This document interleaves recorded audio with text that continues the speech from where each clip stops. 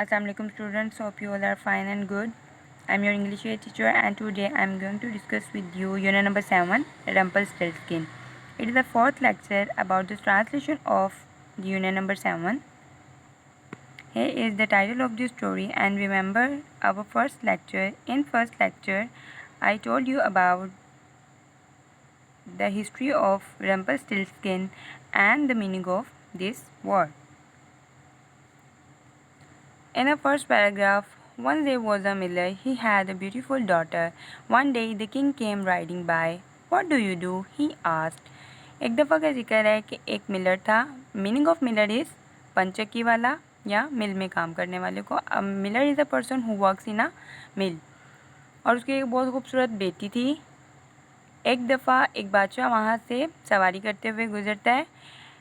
What do you do? तुम क्या करते हो? He asked. इसने पूछा. I am a miller sir. मैं एक पंचक्की वाला हूँ जनाब. Then he lied. और फिर इसने झूठ बोला. My daughter spins straw into gold. मेरी बेटी तिनकों को सोने में काट सकती है. ये इसका एक बहुत बड़ा झूठ था जो उसने बादशाह से बोला था कि मेरी बेटी तमाम के तमाम तिनकों को सोने में कन्वर्ट कर सकती है, बट ऐसा रियलिटी में नहीं था. Really said the king, I'll test her in the palace tomorrow. क्या ये सच है? बादशाह ने कहा. ठीक है, मैं कल सुबह अपने महल में इसका टेस्ट लूँगा. If she can't. अगर इसने ना किया और अगर वो ना कर सकी, she will be in trouble. वो बहुत बड़ी मुसीबत में होगी. ट्रबल मीन मुसीबत. The next day the king shut the girl to a room full of straw. और अगले ही दिन बादशाह ने लड़की को बहुत बड़ा कमरा दिखाया जो तिनकों से भरा हुआ था. And a spinning wheel. और वहाँ पे एक काटने वाला पहिया था. स्टार्ट. शुरू करो. Said the king. बादशाह ने कहा. I will be back in the morning. और मैं सुबह सवेरे वापस आऊँगा. The king left. बादशाह ने उसे वहाँ छोड़ा. The miller's daughter sat and cried. पंचक्की वाले की बेटी नीचे बैठ गई और रोने लगी. Just then a little man ran inside. और उसी वक्त एक छोटा सा आदमी चलते हुए अंदर आया. Why are you crying? तुम क्यों रो रही हो? He asked. इसने पूछा. I can't spin this into gold. मैं इसको सोने में काट नहीं सकती हूँ. Cried the girl. लड़की ने चिल्लाते हुए कहा.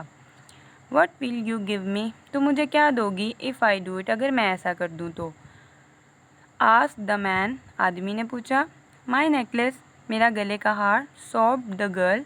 लड़की ने सिसकियाँ भरते हुए कहा. मीनिंग ऑफ सॉब्ड इज सिसकियाँ भरना. The little man took the necklace. छोटे आदमी ने गले का हार लिया. And started working. और काम शुरू कर दिया. By morning. सुबह में the wheels were full of gold. तमाम की तमाम नलकियाँ सोने से भरी हुई थी. मीनिंग ऑफ व्हील्स इज नलकियाँ. The king was pleased. और बादशाह बहुत खुश था. But he was greedy. लेकिन वो बहुत ज़्यादा लालची हो चुका था. He took the girl to a larger room. और वो उसके बाद लड़की को उससे भी बड़े कमरे में ले जाता है. He told her to spin in the straw. और इसने इससे कहा कि इसको भी इन तिनकों को भी स्पिन करो, काट दो. And left. और उसे वहाँ पे छोड़ दिया. She sat and cried. वो दोबारा वहाँ पे बैठ गई और रोने लगी. The little man came again. छोटा आदमी दोबारा वहाँ पे नमूदार हुआ. This time he took her ring. और इस दफ़ा उसने उसकी अंगूठी ली. The king saw the gold in the morning. और बादशाह ने सुबह सोना देखा. And his eyes twinkle with grid. Now in this situation at this time बादशाह बहुत ज़्यादा लालची हो चुका था. उसकी आंखें मज़ीद लालच की वजह से बहुत ज़्यादा चमकने लगी थी. He took the girl to a hall full of straw. और उसने लड़की को पहले से भी बहुत ज़्यादा बड़ा एक कमरा दिखाया. स्पिन. दोबारा उसे यही कहा कि इसको काट दो. Said the king. बादशाह ने कहा. And left. और उसको वहाँ पे छोड़ दिया. The little man came again. दोबारा छोटा आदमी वहाँ पे आता है. This time he took her ring. और वो उसकी अंगूठी ले लेता है. The king saw the gold in the morning and his eyes twinkle with greed. He took the girl to a hall full of straw.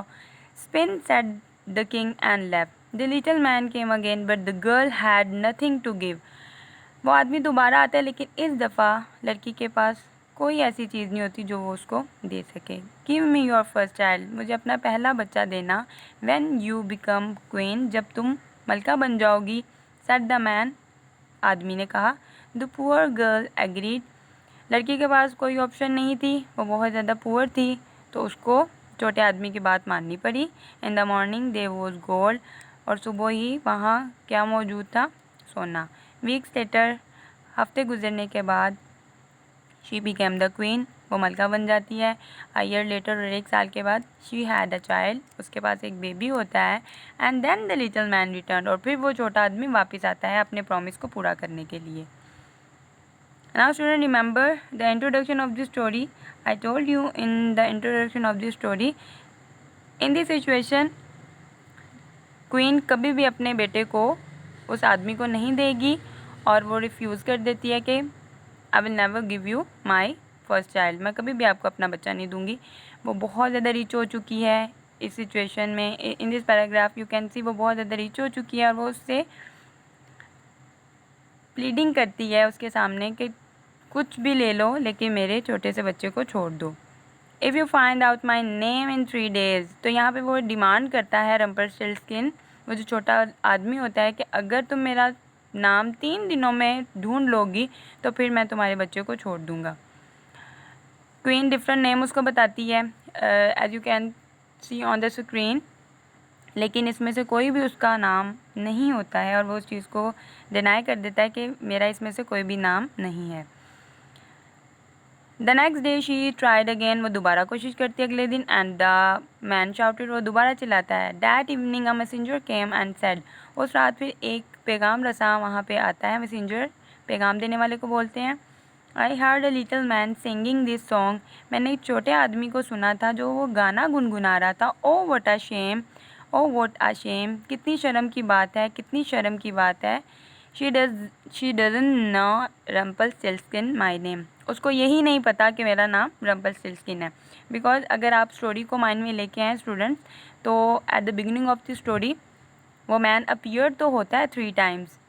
Again and again वो appear होता है, लेकिन वो लड़की को अपना नाम बिल्कुल भी नहीं बताता. The next morning the happy queen told the little man. और अगले ही दिन, अगली ही सुबह क्वीन मलका जो होती है वो बहुत ज़्यादा खुश होती है और वो छोटे आदमी को उसका नाम बता देती है, रम्पलस्टिल्टस्किन, कि तुम्हारा नाम क्या है? रम्पलस्टिल्टस्किन. अब रम्पलस्टिल्टस्किन यहाँ पे बहुत ज़्यादा एंगर में आ जाता है, बहुत ज़्यादा गुस्से में आ जाता है और अपने फुट को वहाँ पे स्टैम्प्ड करता है, बहुत ज़ोर सी ज़मीन पर मारता है और वहाँ पे एक बहुत बड़ा सा एक डीप होल बन जाता है. और इसके बाद वो हमेशा हमेशा के लिए वहाँ से डिसअपियर्ड हो जाता है. और everyone knew about that this story is by brother Grimes. Okay student, this is the whole translation of unit number 7. Please read out the whole story 5 times a day. Put date at the top of the page as well. We will meet soon. Allah Hafiz.